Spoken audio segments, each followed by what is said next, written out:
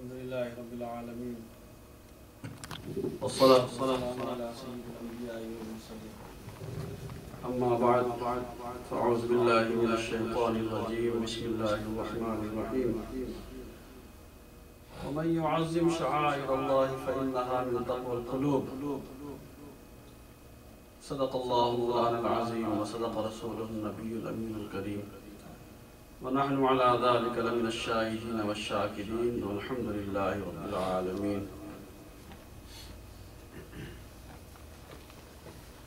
الله أكبر الله أكبر لا إله إلا الله والله أكبر الله أكبر ولله الحمد.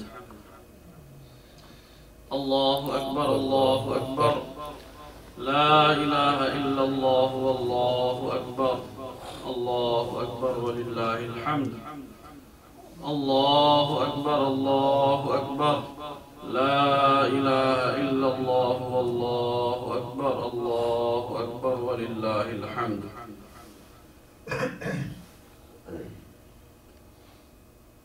عزیزان گرامی، میں نے جس آیت کریمہ کی تلاوت کا شرف حاصل کیا ہے، اللہ رب العزت ارشاد فرماتا ہے، اور جو اللہ کے شعائر کی تعظیم کرے تو وہی دلوں کا تقویٰ ہے، دلوں کی نیکی ہے۔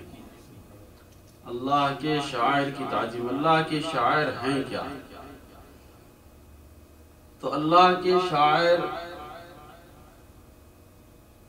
اللہ رب العزت سے جس چیز کو خاص نسبت حاصل ہو جاتی ہے وہی اللہ کا شاعر بن جاتی ہے۔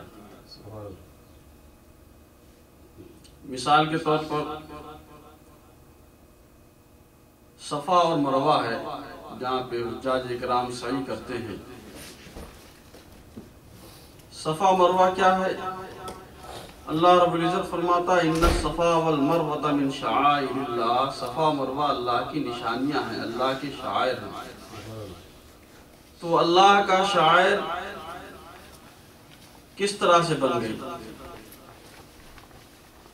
واقعہ صرف اتنا ہی ہے کہ ایک اللہ کی نیک بندی حضرت حاجرہ، حضرت ابراہیم خلیل اللہ علی نبینا وعلیہ الصلاۃ والتسلیم کی زوجہ مکرمہ حضرت حاجرہ وہاں پہ پانی کی تلاش میں آپ نے وہاں پہ دوڑ لگائی تھی، تو اللہ رب العزت کو وہ ادا پسند آ گئی۔ اللہ رب العزت نے اس کو شاعر اللہ میں شمار کر دیا۔ اب اس کا حال یہ ہے کہ وہ اللہ رب العزت کی عبادت میں شامل ہو گیا ہے۔ عمرہ کرنے والا کوئی بھی ہو، حج کرنے والا کوئی بھی ہو، اس کا حج اور اس کا عمرہ اس وقت تک مکمل نہیں ہو سکتا جب تک کہ وہ اللہ کی اس نیک بندی کی نقل نہ اتار لے، یعنی صفا مروہ کی سعی نہ کر لے۔ اسی طرح سے آپ دیکھیں آب زمزم ہے۔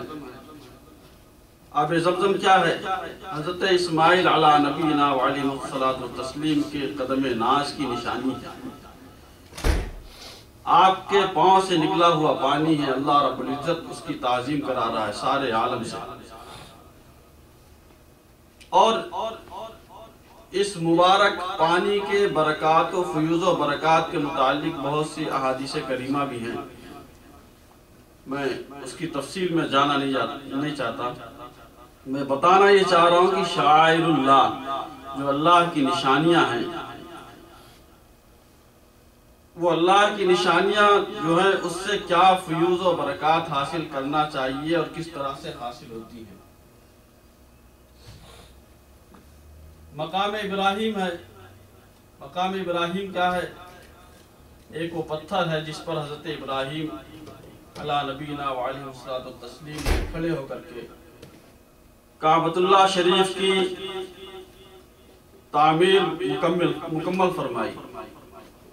اللہ رب العزت قرآن پاک میں ارشاد فرماتا وَاتَّخِذُوا مِن مَقَامِ إِبْرَاهِيمَ مُصَلًّى، مقام ابراہیم کو مصلی بنا دو۔ طواف کرنے والا طواف کرتا ہے مگر اس کا طواف اس وقت تک قابل قبول نہیں ہے جب تک کہ وہ مقام ابراہیم پر کھڑے ہو کر کے 2 رکعت نماز نہ ادا کر لے۔ کعبۃ اللہ تو وہاں پہ موجود ہے، مگر یہ مقام ابراہیم کی عزت و تکریم اللہ رب العزت کیوں کروا رہا ہے؟ وجہ صرف اس کی یہ ہے کہ اللہ رب العزت سے جن چیزوں کی خاص نسبت حاصل ہو جاتی ہے، اللہ رب العزت اس کو شاعر اللہ میں شمار کر دیتا ہے اور پھر اس کی تعظیم کرواتا ہے، اس سے فیوز و برکات حاصل کرنے کا حکم دیتا ہے۔ تو آج ہمارا یہ عید قربان جس کو بولتے ہیں، عید الاضحیٰ جس کو بولتے ہیں، یہ قربانی کیا ہے؟ یہ بھی شاعر اللہ ہے۔ قربانی جہاں حضرت ابراہیم علیہ السلام کی یادگار ہے، وہاں سنت حبیب پروردگار صلی اللہ تعالی وسلم بھی ہے۔ حضرت عبداللہ بن عمر رضی اللہ تعالیٰ عنہ فرماتے ہیں کہ رسول اکرم صلی اللہ تعالی وسلم مدینہ منورہ میں 10 سال قربانی کرتے رہے۔ ایک اور روایت میں ہے کہ نبی کریم صلی اللہ تعالی وسلم نے قربانی ذبح فرما کر ارشاد فرمایا، جس نے یہ عمل کیا ہماری سنت کو پا لیا۔ عزیزان گرامی، قربانی کی تاریخ اتنی ہی پرانی ہے، اتنی ہی قدیم ہے جتنی کہ خود انسان کی تاریخ ہے، اور یہی وجہ ہے کہ ہر قوم اور ہر معاشرے نے اپنے اپنے مذہبی عقائد اور نظریات کے مطابق اسے اپنائے رکھا۔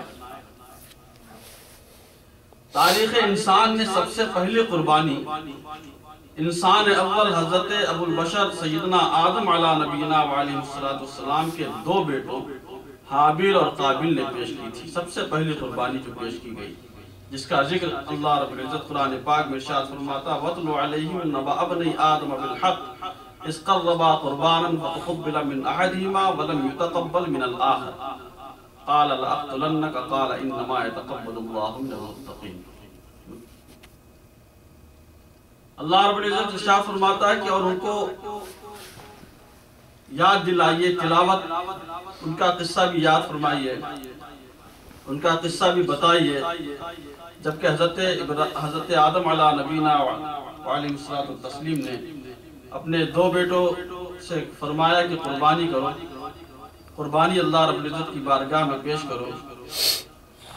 تو ایک کی قربانی قبول کی گئی، دوسرے کی رد کی گئی۔ تو جس کی رد کی گئی اس نے کہا کہ میں تمہیں ضرور قتل کر دوں گا۔ تو یہ واقعہ ایک طویل واقعہ ہے، اس واقعے کی تفصیل میں جانا نہیں ہے۔ اس واقعے کی تفصیل میں نہ جاتے ہوئے بتانا یہ ہے کہ اسلام کا تصور قربانی بہت پرانا ہے، اور اسلام کا تصور قربانی ہی سب سے عمدہ، پاکیزہ، اعلیٰ اور افضل ہے۔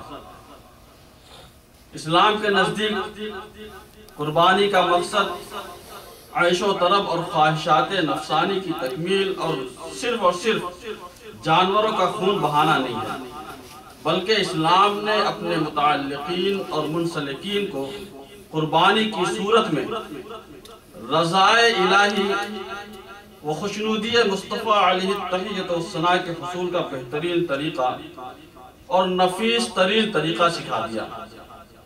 اسلام اور بانی اسلام پیارے آقا حضرت محمد مصطفیٰ صلی اللہ تعالی وسلم نے یہ جو طریقہ ہمیں سکھایا ہے، یہ اس لیے سکھایا ہے کہ انسان اس قربانی سے یہ سبق حاصل کرے کہ وہ اللہ رب العزت کے لیے اور پیارے آقا حضرت محمد مصطفیٰ صلی اللہ علیہ وسلم کے لیے اپنا تن من دھن نثار کرنے کا جذبہ ہمیشہ رکھے۔